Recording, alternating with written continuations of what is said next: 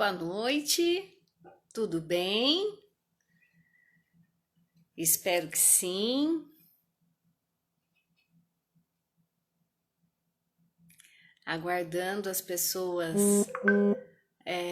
chegarem. As primeiras já estão atentos. Fico feliz com a presença. A nossa convidada já está vindo, está entrando. Oi, Eleusa, Olá, boa noite. tudo bem com você? Estou bem, em paz. E você está bem? Também, graças a Deus. Que É, bom. assim, um pouco triste com os acontecimentos atuais, né, Eleusa?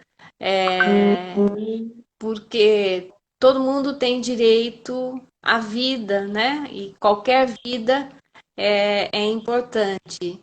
E a do negro não é menos importante. Então, a gente está aí solidário, né, ao racismo, não ao racismo, contra o racismo, oh meu Deus.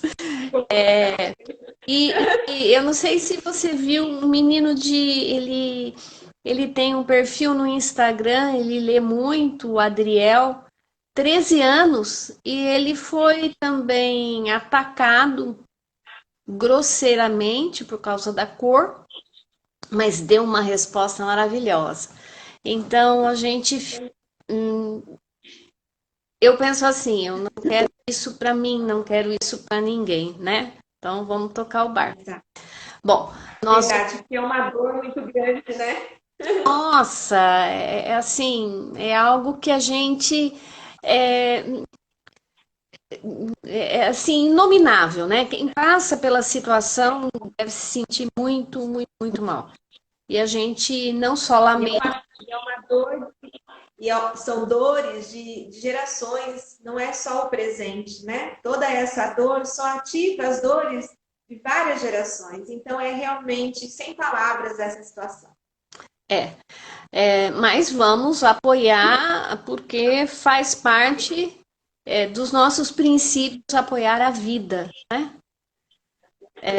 E vamos lá. Bom, meninas e meninos que estão aí, a gente tem o prazer hoje de trazer para nossa live a professora doutora Eleusa Maria Ferreira Leardini. A Eleusa tem, carinhosamente chamada de Eleusa, ela tem uma ampla experiência na educação, é mestre em educação, no mestrado ela estudou a respeito da percepção dos professores e a importância da literatura infantil no desenvolvimento da função simbólica.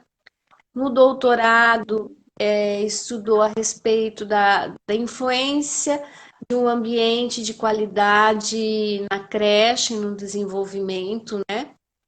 Então, ela tem uma experiência em todos os níveis de educação.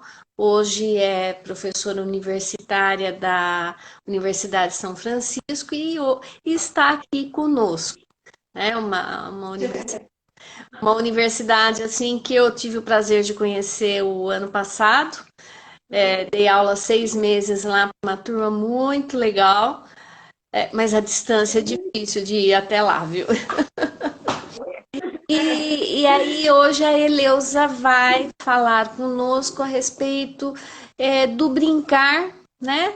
É, e esse trabalho cuidadoso, dedicado, delicado, que o psicopedagogo tem que ter com a criança e com o próprio brincar. A Eleusa, ela é associada à Associação Brasileira de Psicopedagogia e eu gostaria que ela falasse um pouco a respeito disso, porque é muito importante que os profissionais da área se vinculem a instituições que tem por objetivo respaldar, né, o associado eticamente, legalmente e algumas outras coisas a mais. Eleusa, você poderia falar um pouquinho sobre isso? Posso sim. Eu também, primeiramente, quero agradecer o convite carinhoso da Maria. Nós estamos trabalhando juntas, né, na Universidade de São Francisco, mas somos amigas de muito tempo pela Laboratório de Psicologia Genética da Unicamp.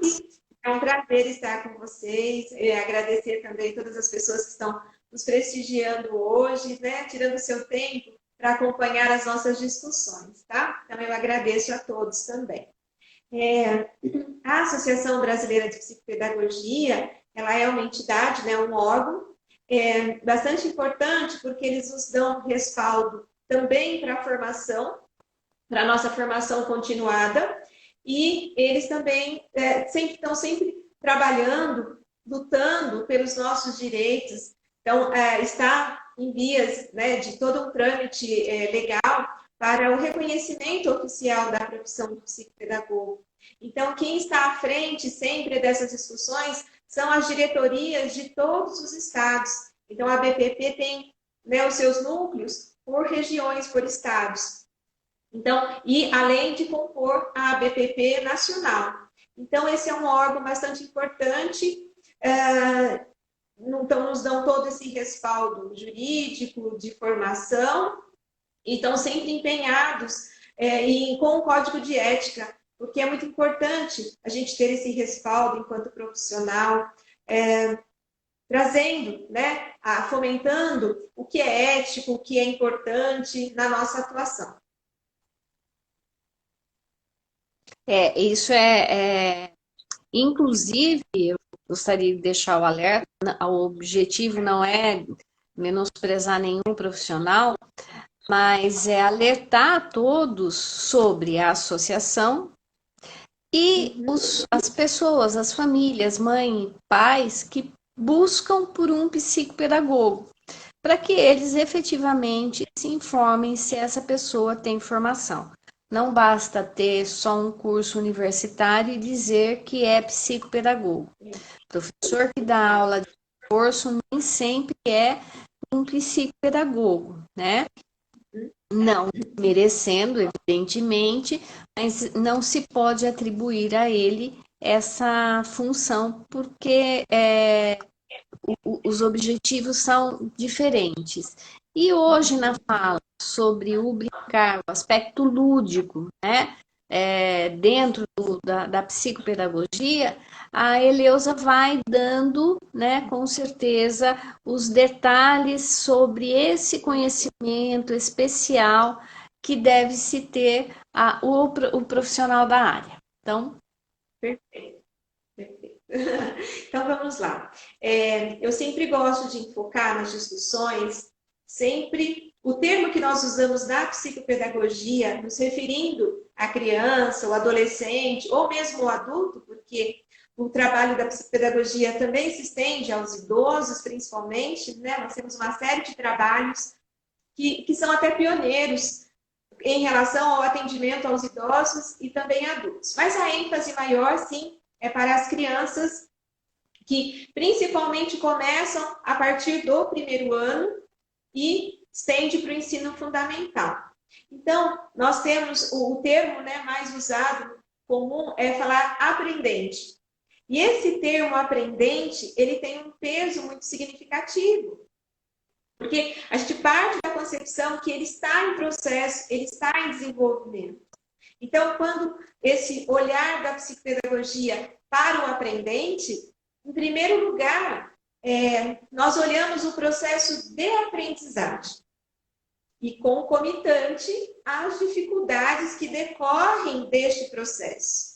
Então, antes de enfocar o problema, enfocar a dificuldade do aprendente, há todo um processo de investigação para entender, desde, às vezes, lá, né, na anamnese que nós fazemos pontualmente com a família, ou quem, né, é o responsável que nos procura para o atendimento, nós fazemos um resgate no processo da anamnese que vai lá na vida intrauterina, muitas vezes. como foi o parto, como foi o desenvolvimento, como foi todas as áreas para esse desenvolvimento global, tentando entender o contexto para aquela queixa que está presente agora. Mas essa queixa agora, no momento atual, que dependente, então, do ano em que o aluno está, o aprendente está matriculado, ou ele está cursando, nós fazemos esse resgate anterior de todo este processo. Então, eu gosto sempre de focar que o aprendente é o centro da nossa atuação do psicopedagogo. Porém, nós temos que ver o entorno. Então, quem é o entorno? Quem faz parte dessa cadeia de relações para o aprendente? A família, e a família na constituição que ela é. Não é pai e mãe, é a família. É o ambiente familiar onde o aprendente se encontra e com quais ele tem relações diretas, afetivas, interpessoais. Um outro fator é a demanda da escola, na qual ele está estudando. E nessa relação com a escola é bem ampla, porque nós temos as relações de convivência, de bem-estar do aprendente na escola. Nós vamos observar a metodologia que a escola também utiliza, o trabalho e a afinidade, às vezes, do aprendente com o professor ou com os professores, porque às vezes essa gama de professores ela também é extensa, mas e vamos observando uma série de questões. Então, a rotina de estudos, o local, como que ela estuda também, às vezes, né, esses estilos de aprendizagem, eles também influenciam essa disposição para a aprendizagem. Às vezes, o aprendente não tem dificuldades, comprometimentos para aprender, mas o ambiente, não é favorável. a rotina, não é favorável e vai refletir, vai ter impacto lá, né, neste processo e até do rendimento escolar dele. Então, há uma série de questões que nós olhamos nesse entorno. Então, o foco está na aprendizagem e a decorrência das dificuldades de aprendizagem. Então, há uma investigação bem ampla para entender todo este processo e, a partir desse processo, nós chegamos a uma hipótese ou, né, um diagnóstico, uma hipótese diagnóstica com relação a todo esse contexto observado. Além deste processo, então, nós psicopedagogos não emitimos laudos. E o laudo, na verdade, ele tem o ônus e bônus da situação com o aprendente. Ao mesmo tempo que, sendo válido e legítimo, o laudo, ele traz para o aprendente toda a preservação dos seus direitos. Então, ele é favorável neste aspecto. Porém, nós sabemos que... E travou. Ou vocês estão... Quando emite-se o laudo... Travou, né? Travou. Então, você estava falando que tem o bônus do processo e aí você ia falar do outro lado, aí parou. Então, tem o ônus e bônus. Por quê? Quando se tem o laudo, então o aprendente ele está respaldado com todos os seus direitos. Na escola, vários direitos são garantidos a ele. Porém, se este laudo também vier de forma equivocada, o aprendente que não era passa a ser aquilo que o laudo está trazendo. Então, há uma preocupação muito grande com relação a este laudo, e é isso que nós, psicopedagogos, não emitimos. Nós emitimos um informe psicopedagógico com as hipóteses, mostrando os caminhos. E a psicopedagogia também tem um trabalho interdisciplinar e com outros profissionais. Então, nós aproximamos a educação e a psicologia. E trabalhamos com as parcerias com os fonos, audiólogos, com os psicólogos, com os neuros. Essa é uma etapa importante do processo, né? Fazer as relações também, todos os exames neurológicos para aquela criança, porque ela pode sim ter um comprometimento. Às vezes, então, é auditivo, né? Ela não tem o processamento auditivo, logo apresenta uma dificuldade. Bom, eu queria contextualizar todo esse processo para mostrar um pouquinho da atuação da psicopedagogia. Agora, no que concerne a brincadeira, a aprendizagem lúdica, essa é uma grande, né, questão importante a ser considerada. Por quê? A criança aprende, então, a linguagem universal da criança é a brincadeira, é o brincar, e eu sempre gosto de reforçar que esse brincar, ele é muito mais espontâneo do que dirigido, e nós temos que valorizar muito o brincar espontâneo da criança em várias oportunidades, e quantas vezes for necessário. E até a gente ouve às vezes, né? Mas você nunca se cansa de brincar? Já viram pais que brincam, né? Onde que desliga essa criança? Né? Qual é o botão que desliga essa criança? Porque elas têm muita energia. Elas brincam mesmo. E que bom que é assim. E que bom que é assim. Porque quando as crianças não brincam, quando elas pouco interagem, mesmo respeitando a individualidade da criança, porque às vezes ela é mais introspectiva do que outras crianças, esse é um fator importante que a gente tem que considerar. Mas quando a criança não demonstra interesse, brilho no olho para as brincadeiras, eu acho que esse é um fator de preocupação. Pode demonstrar aí, né, alguma situação de desconforto para a criança. Por que ela não reage de forma afetiva para situações que são prazerosas? Ou que, pelo menos, né, em algum momento, ela é prazerosa de alguma forma. Então, há um contexto para a gente considerar. Então, a aprendizagem lúdica, na visão da psicopedagogia também, é propiciar a criação de vínculos. Então, para que o atendimento psicopedagógico também ocorra de forma satisfatória, é preciso que a gente consiga, do aprendente, formar esse vínculo, que eles tenham confiança em expor as dificuldades, uma conversa que às vezes primeiro até de acolher aquela dificuldade, reconhecer que ele tem uma dificuldade e que isso não é um fator que cause, né, constrangimento a ele, porque muitas crianças se sentem constrangidas porque elas não aprendem ou porque elas ouvem comparações de outras pessoas. E esse é um fator, né, quando a criança é comparada a outra, pode trazer um impacto emocional muito grande na autoestima dela. Então, Elza, desculpa, termina o raciocínio que depois eu faço. Você sabe que eu falo muito. A Karina, ela está fazendo uma pergunta a respeito dos laudos. Ela gostaria que você respondesse se você está sentindo que o número de alunos com laudo, se o número de alunos com laudo tem aumentado. Se sim, se ele está aumentando, o que você acha que está acontecendo para isso aumentar?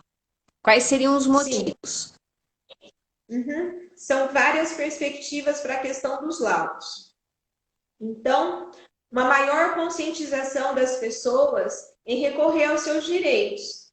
Então, a gente tem uma mobilização social maior agora de entender este fator. Tanto que então, há uma mobilização bastante grande, a vara da infância, ela acaba dando esse subsídio a, né, um aparato para receber com urgência, às vezes, essas demandas. Então, a gente tem o fator da conscientização dos direitos, este é um fator. E nós temos, sim, muitos casos, né, tem aumento recorrente, principalmente em relação ao autismo. Agora, definir a causa do autismo, aí eu não me atrevo a falar das relações, porque, né, são N possibilidades, até às vezes muito também orgânicas, né, de desenvolvimento. Mas nós temos sim um aumento de situações em relação principalmente ao autismo, tá? O grande número é do autismo. Agora, a questão dos laudos, então, há muita emissão de laudo equivocado. Então, às vezes, A criança, que é aquela ideia que eu disse, se ela não é, ela passa a ser. Se ela tem uma suspeita de autismo, quando o laudo chega, ela se torna autista, porque todo mundo vai considerá-la autista. Então, por isso que eu disse que há um processo de aceitação da dificuldade de aprendizagem, há um processo de aceitação, às vezes, que é, em primeiro lugar, da própria família. A família nega, a família não, por mais que às vezes a escola sinaliza, olha, você precisa verificar, a gente percebe que tem um atraso aqui, uma dificuldade ali. Então, os professores, lá no processo de avaliação, eles sinalizam muitas coisas para a escola, para a equipe gestora, em relação às dificuldades de aprendizagem.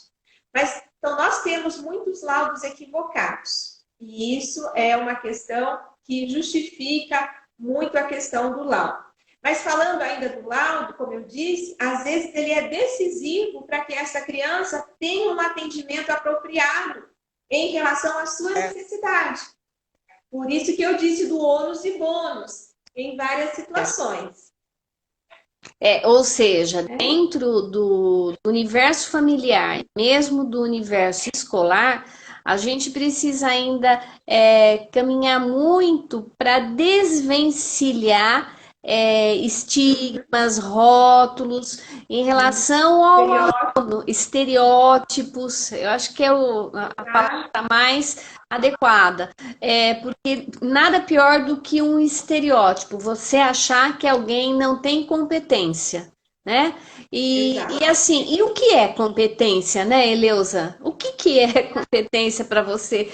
Porque diante de uma diversidade que hoje parece que nós temos um pouquinho mais de liberdade de observar e de se manifestar, às vezes é o jeito da pessoa mesmo e não tem nenhum problema com ela.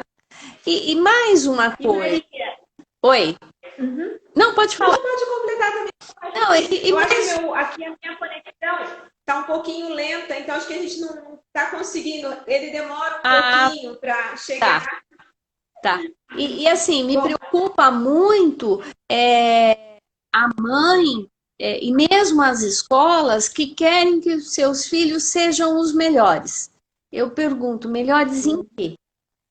Não tem psicopedagoga que vai dar conta disso, porque vai na contramão do respeito à criança e à individualidade dela. Exato. Então, é onde a gente entra na questão dos padrões esperados. Então, vamos voltar só nessa ideia de aceitação. Uhum. Porque a aceitação, ela é bastante importante. E a negação no processo também ocorre. Então, quando a família nega que a criança tenha dificuldades, ou que essa ilusão que como assim meu filho tem dificuldade, às vezes essa negação parte da família, reflete na criança. Só que quem está lá no dia a dia da escola, vivenciando as dificuldades, recebendo o olhar das outras crianças, o olhar, as piadas, né, que originam para o bullying, muitas vezes, a criança, é o aprendente. Então, veja de novo a importância do termo aprendente nessa consideração como um todo. Ela está em desenvolvimento, ela está aprendendo. Então, é a ideia do ainda não para várias colocações. E quando a família, às vezes, parte do princípio do padrão ou a escola prioriza aquele padrão, quem sofre, então, é o aluno, é o estudante, é o aprendente. Então, essas considerações precisam ser levadas em consideração, precisam ser, na verdade, valorizadas pelas famílias, pelas escolas. E aí eu chamo a atenção dos gestores, porque muitas vezes todo esse contexto, ele parte dos princípios da gestão daquela escola, daquela unidade escolar. Então, não que é o gestor que resolve e decide tudo, mas as iniciativas da condução da escola, da filosofia, da missão da escola, parte pelo gestor. Então, o papel do gestor neste processo, ele é muito importante, ele é muito relevante. ele também ele dá apoio para a equipe dele no sentido de uma maior investigação, de não se deixar levar pelas primeiras impressões, para procurar avaliar de uma outra maneira, destacar o que ele tem de positivo no comportamento dele, né? Então o gestor tem sim essa liberdade de fazer questionamentos, acreditando que o aluno pode mais e acreditando que o professor, naquele momento de dúvida, precisa de apoio. Né? O gestor, o coordenador, não, vamos tentar por aqui para ver se ele responde. Vamos colocar um jogo, conversar com a família para ver como que ele se melhora esse desempenho. São possibilidades para esse crescimento, né? Que a gente precisa. Sim, e aí quando a gente volta para o olhar da aprendizagem lúdica, a gente começa a esbarrar nesse sistema educacional, realmente. Então, vejam, às vezes a aprendizagem lúdica, ela está na contramão do que a escola propõe, e aí a ênfase para o conteúdo, muitas vezes para o material apostilado, já né, lá para os bebês já têm material apostilado. E quem me conhece sabe que eu sou extremamente crítica em relação a isso. Os meus alunos, né, eles saem da universidade, e depois eu ouço ainda as discussões dos alunos dizendo, professora, eu me lembrei de você quando você já, lá há muito tempo atrás, você já era crítica em relação a folhas na escola, na educação infantil, naquele momento que é essencial a criança brincar, interagir e explorar, elas estão muito focadas nesse ensino sistematizado, muitas vezes, para o conteúdo. Então, vai tendo reflexo lá na frente em as outras etapas. Então, essa aprendizagem lúdica ela é necessária na educação infantil. E ela é necessária de acordo com o respeito ao desenvolvimento e às necessidades das crianças até no ensino fundamental, ensino médio, na EJA, qualquer instância né, da educação. Só que a gente tende a perder este processo e negar essas oportunidades para as crianças. Então, os jogos são extremamente ricos e importantes e não são passatempo. E eles precisam estar nas escolas, desde a educação infantil, no ensino fundamental, né, em todos esses níveis aí da educação. Então, é muito importante que a gente não perca essa aprendizagem lúdica, porque ela é significativa ao desenvolvimento da criança. E esse desenvolvimento é global, não é facetado, não é mais isso ou aquilo, é global. E é isso que a criança precisa. Por isso que eu sou muito defensora de duas grandes ideias, que é a brincadeira livre, deixar a criança ser criança, parar de ter todo aquele, às vezes, né, com relação à criança, de ficar tolhendo o desenvolvimento. Não suba aí que você vai se machucar. Isso é muito perigoso. E acaba tendo, às vezes, né, não é deixar de ter o cuidado, porque as crianças precisam de cuidados e de referências de cuidado. Não é só falar, as crianças aprendem pelo modelo, pelas situações, pela experiência, por ver o outro. Então, é a interação com o outro. Então, essas situações de cuidado com o próprio corpo, situações de perigo, elas precisam sim ser preservadas. Mas esse brincar espontâneo, que a criança brinca com qualquer coisa, em qualquer lugar, de qualquer forma, a gente não precisa ficar formalizando tudo isso. Deixa elas brincarem livremente. Então, eu sou muito defensora do brincar livre e também das situações em todas as possibilidades que a criança tem de conexão com a natureza. Deixar a criança com o pé no chão, brincar na areia, na terra, conseguir observar a natureza, observar, sentir. Então, o que nós temos para observar? Os insetos, as flores, as árvores, as folhas, os diferentes tipos de árvores. qualquer situação que a criança tenha para brincar, né, nesse espaço externo, de conexão com a natureza, então, a seu modo. Não é porque ela está lá, né, em outro lugar que eu preciso ir lá e fazer aquela brincadeira dirigida sempre. Deixa as crianças explorarem a natureza. Deixa as crianças explorarem o mundo, a natureza. Exato. É isso aí. Eleusa, uma vez eu vi uma reportagem de alunos numa escola, acho que era até do Rio de Janeiro, né, no ensino médio.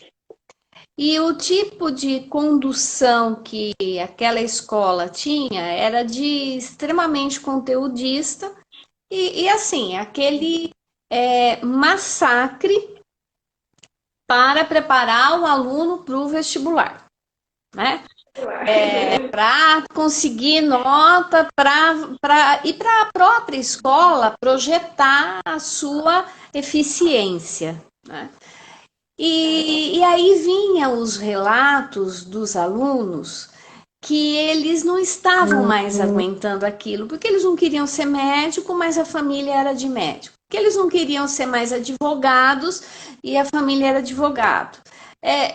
Assim, N situações, porque as crianças que eles foram um dia no contexto familiar e não na escola, porque a escola é clara, eu trabalho desse jeito, né?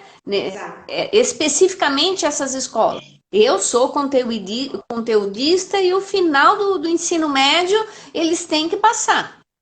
Mas a família, a leitura que a família fez desde a educação infantil foi aquela olhando lá no ensino médio o que seria deles e nunca olhou a criança que existe em cada filho e a necessidade dele poder se encontrar. Aí a gente fica com um jovem despreparado para o mundo, um jovem insatisfeito e inseguro. Você consegue ver isso quando você está com as crianças atendendo essa pressão da família para ela ser aquilo que ela não quer ser? Sim. E eu vou ainda um pouco, não vou avançar tanto nessa ideia, e eu vou voltar em situações mais cotidianas. Perfeito. Em que há uma cobrança muito grande dos pais, então, do desempenho escolar na próprio ano que o aluno está matriculado. Então, muitas queixas dos pais é essa preocupação. Então, meu filho tem dificuldade e eu pago uma escola cara às vezes. E aí, olha a questão do rótulo para o aluno, que é a ideia de acolher o que a criança sente em primeiro lugar. Ele não tem vontade, ele não valoriza a oportunidade que ele tem, porque se fosse na minha época, se eu tivesse toda essa oportunidade, eu teria, eu iria agradecer muito, ia ser muito, né, importante para mim a oportunidade que ele está tendo agora e ele não está valorizando. Só que então, veja, esse é um exemplo só de desconsideração do que a criança é agora, no momento presente.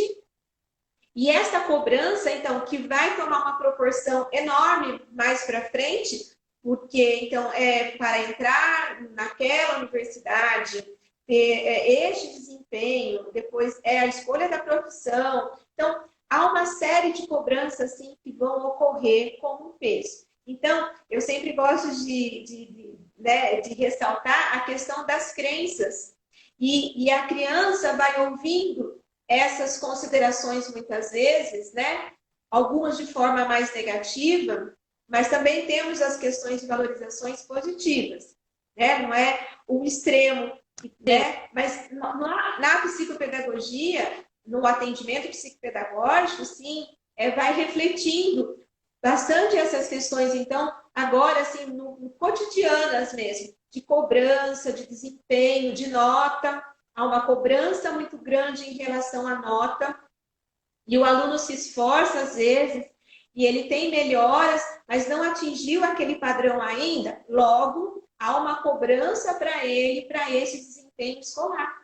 Então, nós temos sim muitas situações e que vão refletindo, eu gosto sempre de chamar a atenção na questão da autoestima do aprendente. E a autoestima, né, assim como a Andrea, né, vocês discutiram a questão da resiliência, ela é muito importante neste processo da aprendizagem. Então, vou voltar de novo o olhar para o aprendente. Como que o aprendente, né, ele está e ele é impactado por todas essas relações que estão no seu entorno. Então, para o aprendente, ouvir a reclamação do outro, ouvir, por exemplo, um termo que é muito comum de ser colocado, às vezes, pelos pais, e é um termo que, às vezes, passa até por desapercebido da gravidade que é falar, meu filho tem problema. E aí essa criança, ela pode se começar, né, na crença que ela faz da oportunidade da situação, ela vai se considerar o problema, porque ela está ouvindo constantemente. Ela é o problema, você me dá trabalho, então, né, você me dá muito trabalho em relação à escola e várias coisas. E aí ela vai, de fato, né, que a gente brinca com a questão da profecia que se concretiza, porque ela ouve tanto essas colocações, que então ela passa a ser aquilo que ela está ouvindo de reforço, aquilo que estão realmente trazendo de informações para elas a todo tempo.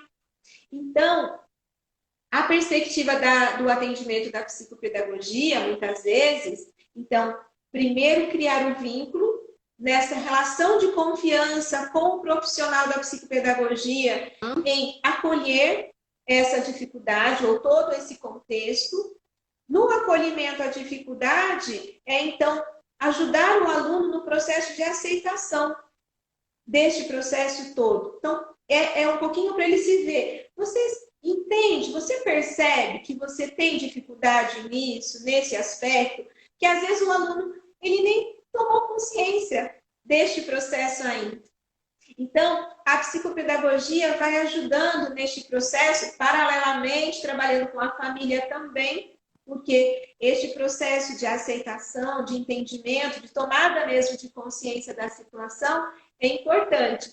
E quando a criança consegue perceber este processo, ou ela vai começando a elaborar, significar essa relação, ela tende a estar mais disponível para o processo de aprendizagem. E ganha força esse entusiasmo, ganha força, então, uma valorização de uma autoestima positiva, na qual ela pode se sentir capaz de aprender, capaz de vencer as suas dificuldades. Então, e aí a aprendizagem lúdica vai chegar, né, como mecanismos para atender essa questão, principalmente dessa autoestima positiva. Então, a criança está ouvindo várias vezes que ela é um problema, que ela tem um problema, que ela dá trabalho. Então, a gente muda este enfoque nas possibilidades da aprendizagem, vencendo as dificuldades. Nossa Senhora, que trabalho bonito, né? É um trabalho muito, muito bonito, porque é acreditar efetivamente que dá para fazer a diferença e mudar uma história. E é aquele jargão, as palavras têm poder, efetivamente as palavras têm poder, né? Tem poder. E assim, eu não posso jogar para a escola a responsabilidade do meu filho se eu não acredito nele. Essa é a formação primeira, né? O berço da criança é a família. Se eu não acredito nele, a escola pode fazer um papel, assim, fundamental, mas ela precisa da parceria da família. Não tem como caminhar sozinha, né? Então, eu vou voltar também num termo que eu discuto muito nas minhas aulas, né? Então eu dou aula na pedagogia e já também no curso de psicopedagogia, porque eu também coordeno o curso de pós-graduação em psicopedagogia pela Universidade de São Francisco.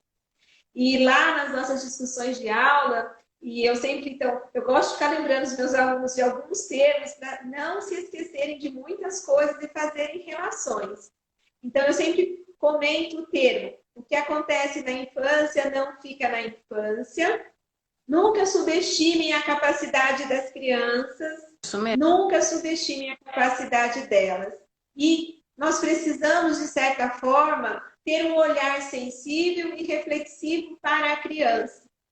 Então, quando nós temos um aporte ou vários aportes teóricos que nos dão subsídio para pensar na criança, no desenvolvimento, nas relações que esse desenvolvimento tem ou traz para a criança, antes de mais nada é olhar. São crianças. São crianças. São aprendentes do processo, estão em processo de desenvolvimento. Então, nós não podemos considerar esperar da criança, e muitas crianças são cobradas justamente de que os pais, os adultos, às vezes a família, espera que a criança tenha comportamentos, que ela já entenda relações, mas ela está em processo de desenvolvimento. Ela não pode ser cobrada de uma série de coisas na qual ela não tem pé ainda, ou ela está tendo a oportunidade de se desenvolver. Ela não está acabada, não está pronto, ninguém está, né, no nosso processo. Então, a ideia do olhar sensível, mas também reflexivo, é o suporte que nós temos com relação à psicologia do desenvolvimento. O que ela nos traz de relações? Então, quando nós olhamos a criança na perspectiva do Piaget, eu tenho uma série de considerações importantes para eu entender a criança. Assim como o Vygotsky vai olhar a criança de uma forma, Vallon, Montessori, Skinner, Freud. Então, nós temos todo um aparato teórico que nos dá a possibilidade, e aí, como profissionais da educação, nós temos que ter respaldo nas nossas ações no aporte teórico para converter na prática. Então, esse olhar sensível para a criança precisa vir em primeiro lugar. E eu até brinco com os meus alunos em classe, eu digo a eles, que tipo de crianças vocês querem que seus alunos sejam? Passivos ou ativos? Como é que eu vejo a criança? Ela é bagunceira ou ela é curiosa? Depende da minha perspectiva, né? De pessoa, de profissional. Então, é um pouquinho disso que a psicopedagogia vai trabalhando, fazendo um trabalho mesmo. Então, o foco, o aprendente. A essência é o aprendente. E quando eu considero ele aprendente, eu considero que ele está em processo de desenvolvimento em todas as áreas. E é este auxílio que nós vamos poder trilhar junto com o aluno, né, com o aprendente, para que ele tenha confiança em si mesmo. Então, envolve autoconhecimento, desenvolver várias habilidades aí que ele possa realmente dar conta de interagir com o mundo físico e social, ao mesmo tempo trabalhando com a família, fazendo a interface com a escola, com o professor, com as metodologias, com a forma que esse aluno aprende, então, pelos seus próprios estilos de aprendizagem. Então, esse trabalho, ele é realmente amplo, ele é muito satisfatório trabalhar neste processo com, né, o aprendente, seja na clínica, que então eu atendo no meu espaço de psicopedagogia, mas estendo o meu trabalho também quando eu vou à instituição. E aí, lá, de forma preventiva, eu oriento a família, os pais, a escola, os professores, tentando minimizar os impactos das dificuldades. Então, de novo, a ideia do foco na aprendizagem. Todas as relações que ocorrem para que a aprendizagem seja realmente significativa, que ocorra respeitando as necessidades das crianças, trazendo situações, promovendo as melhores experiências de aprendizagem para que ocorra o desenvolvimento e a aprendizagem das crianças. E, concomitante, também com as dificuldades, porque são relações que vão acontecendo do processo. Então, nós temos uma atuação preventiva também, muito significativa e importante, quando nós levamos esse conhecimento para os professores. Quando a gente tem a oportunidade de dizer assim, o aluno aprende porque ele é um ser ativo. E a brincadeira, a ludicidade faz parte do seu contexto. Então, a rotina da creche, da educação infantil, do ensino fundamental, precisa contemplar situações de bem-estar das crianças por meio das brincadeiras, dos jogos, atendendo, então, essas necessidades. De que forma? Lá, né, de forma pausada, sem deixar o conteúdo, sem deixar as situações, mas tudo que é mais lúdico, claro que é mais prazeroso para as crianças. Nós temos essa referência de adulto, né? No que vem na brincadeira, nas situações de interação, de descontração, é sempre mais prazeroso. Então, a gente tem que levar essas oportunidades da brincadeira, então, livre e dirigida para quem? Para os aprendentes, e em todas as situações, em todas as oportunidades que foram importantes. Porque neste processo, a gente está garantindo a autoexpressão da criança. E se expressar por gesto, por palavras, né, a expressão corporal, a expressão artística, plástica da criança, né, do aprendente, é sempre muito significativo. É muito mais benéfico todo este processo e muito mais, traz tantas contribuições para o aluno do que qualquer outra situação de aprendizagem. Por isso eu volto a dizer, deixem as crianças brincarem, deixem elas explorarem a natureza, o mundo, fazer relações, porque às vezes nós adultos antecipamos as coisas para as crianças. Então elas precisam de tempo de explorar, de ouvir, de fazer perguntas. E às vezes as crianças elas estão muito suprimidas neste processo de curiosidade, ou por falta de atenção, ou porque o pai responde antes para a criança, não dá a oportunidade delas explorarem essa curiosidade. E quando elas estão brincando lá na natureza, elas têm muitas oportunidades dessas relações.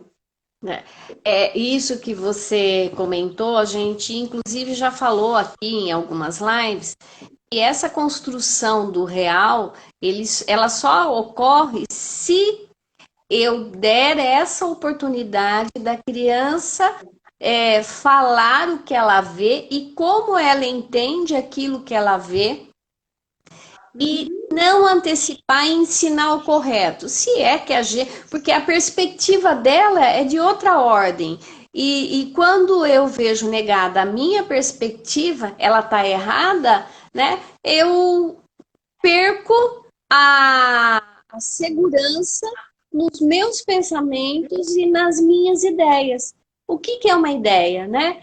Uma ideia é aquilo que eu vou testando, que você pode não concordar, mas de repente eu falo, não, Eleusa, é assim, eu vou tentar, e eu vou buscando meios, recursos, para assim, olha, consegui, né, elaborar melhor a minha ideia para você. E a criança, infelizmente, nesse ponto, ela não tem energia o suficiente para se impor para o adulto e falar assim, não, é a lua que segue a gente, não, ela não está lá espetada no céu. Entre outras. Eu sou mãe de 2 meninos, né? Você sabe que eu sou mãe, né? Muitas pessoas sabem que eu sou mãe do Guilherme e do Lourenço. Aí, recentemente, o Lourenço está com 7 anos. E eu estava comentando com meu marido que fazia muito tempo que não chovia, e a minha crise de rinite estava muito atacada pela falta da chuva e tudo mais. Aí, ele estava ouvindo a conversa e falou, ai, mãe, é porque as nuvens estão sem motivo para chorar. Porque a chuva ocorre quando as nuvens choram. Né? Daquela coisa da percepção, né? Aí entra o Guilherme com o pensamento lógico, né? O Guilherme tem 10 anos, ele disse, não, mas espera aí, não é por aí, não. A chuva acontece pelo processo, não sei o quê. E ele foi bem claro. Tudo bem que você está falando isso, mas a chuva só ocorre por quando as nuvens choram. Se elas não têm motivo para chorar, elas não choram. Então, elas vão chorar de alguma coisa, ou de tristeza ou de felicidade. Então, veja, a concepção da criança. Nessa hora, não adianta vir com uma explicação científica da situação. Deixa ela vivenciar a ludicidade dela. Ainda que foi o seu filho que falou, porque se vier de você, Exato. tem um outro peso. Aí eu acredito, porque foi você é adulta, você é a mãe, você é quem sabe, né? Você e o pai. E o professor também é a mesma coisa. O mais velho deve ter falado: ai meu Deus, o que que eu sou obrigado a pensar? Não foi isso?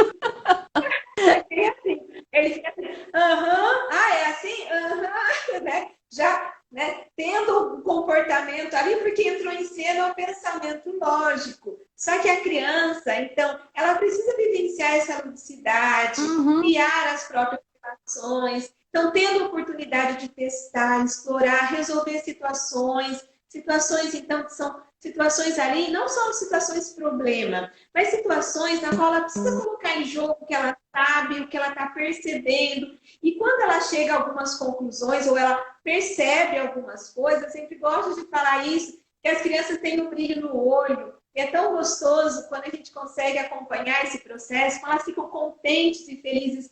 Mãe, agora eu entendi isso. Então, assim, e na hora da brincadeira, do jogo, é isso que vai trazendo para a criança essa satisfação interna, né? Eu posso, eu consigo, eu dou conta, agora eu aprendi. Aí, quando ela começa a ensinar uma outra pessoa, é um outro nível deste processo de construção do conhecimento. Você É sabe, muito bacana esse processo. outro dia eu vi um vídeo que você colocou, eu não sei se é dos seus filhos.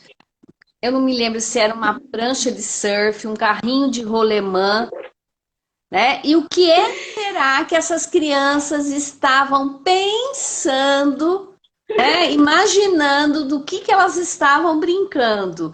Eu achei, falei assim, minha mãe, os meus já são grandes, mas eles aprontaram bastante também. Os meus também aprontam bastante. É um suporte de vaso. O meu marido fez um suporte com rodinha para pôr aquele vaso pesado, assim dá para movimentar, né, na parte interna.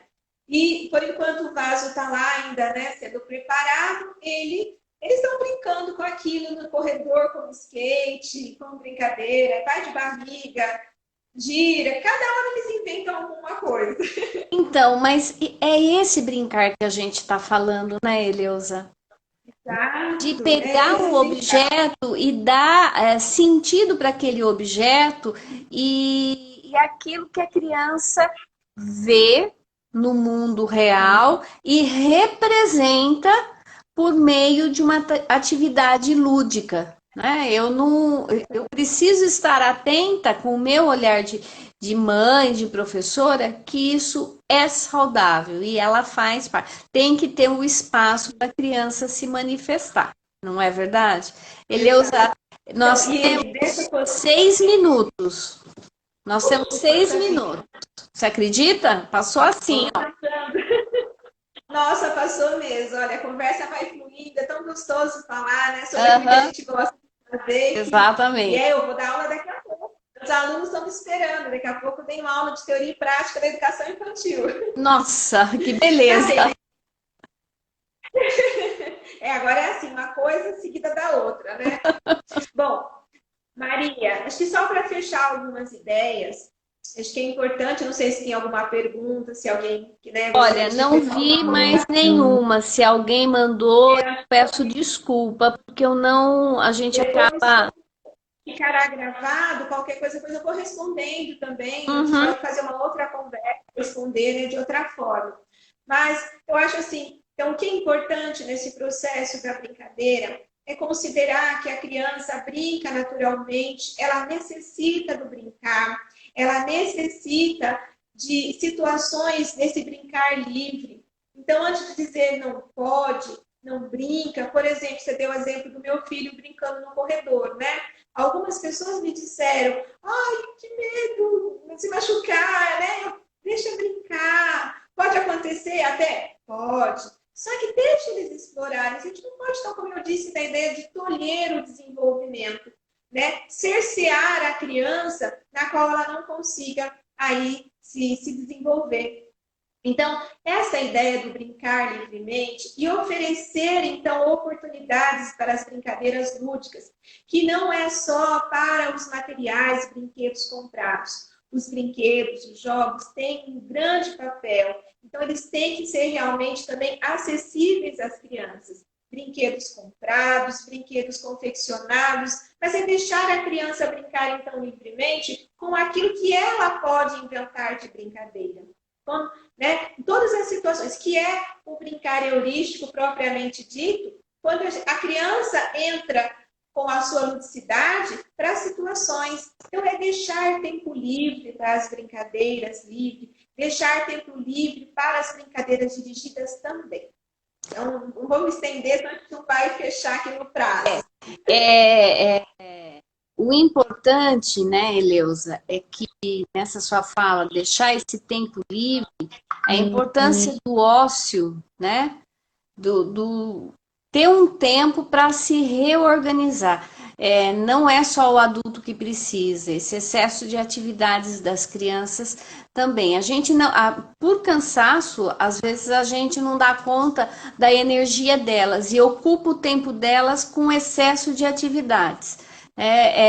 Mas não pode. A gente precisa ter um pouco mais de equilíbrio, porque a tendência é cada vez mais a gente ocupar o tempo, né? E nem sempre com qualidade. E minimizar o uso do eletrônico mesmo. Essa é uma grande dificuldade hoje, privar ou controlar um pouquinho mais as crianças do digital. Mas por isso que a minha intenção vamos levar as crianças para brincar na natureza. Em qualquer oportunidade, brinque com as crianças para dar outro suporte de brincadeira com elas sem ser o eletrônico. Porque o eletrônico, ele tem os aspectos positivos? Sim, gente, ele tem. Não é isso que a gente vai tratar aqui agora, mas ele tem. Né? Não é para cortar. No entanto, equilíbrio é fundamental. Quando se perde o equilíbrio de outras coisas, ela deixa de se movimentar, ela deixa de interagir, porque ela está no eletrônico, aí a gente percebe que nós teremos problema, né? Futuramente nesse sentido. A gente não pode fazer do eletrônico uma fuga. Bom, gente, muito obrigada, Eleusa, por essa atenção especial. Foi elucidativa a sua fala em relação ao trabalho do psicopedagogo. É importante a gente compreender que a dimensão, a responsabilidade ética dessa atividade profissional, ela envolve vidas, né? E a gente pode marcar essas crianças, essas famílias, de uma forma equivocada ou não. Mas que o trabalho do psicopedagogo vem justamente para poder mostrar caminhos para uma vida mais leve, mais tranquila. Né? Esperamos em breve poder fazer outra live com você. E a todos que estão presentes, nós vamos disponibilizar tanto no Instagram como depois no canal do YouTube, para que quem possa, para retomar, não entrou agora, no meio do caminho, né? E sábado, fazendo já a propaganda da outra, né? Sábado eu tenho uma live com a Silvia Adrião pela Rebrinque. Eu vou mandar para vocês o convite, será um prazer recebê-los. Eleusa? Muito obrigada. Eu agradeço também a oportunidade. Eu vi várias pessoas ali, eu enxergo muito mal, mas eu vi várias pessoas queridas que mandaram seu oi, mensagens de carinho. Eu agradeço toda essa participação e a interação das pessoas também que puderam nos prestigiar hoje. Muito obrigada. Até a próxima, gente. Um beijão para todos. Obrigada, viu? Obrigada lá. Tchau, gente. Tudo de bom, viu? Até mais. Tchau, tchau.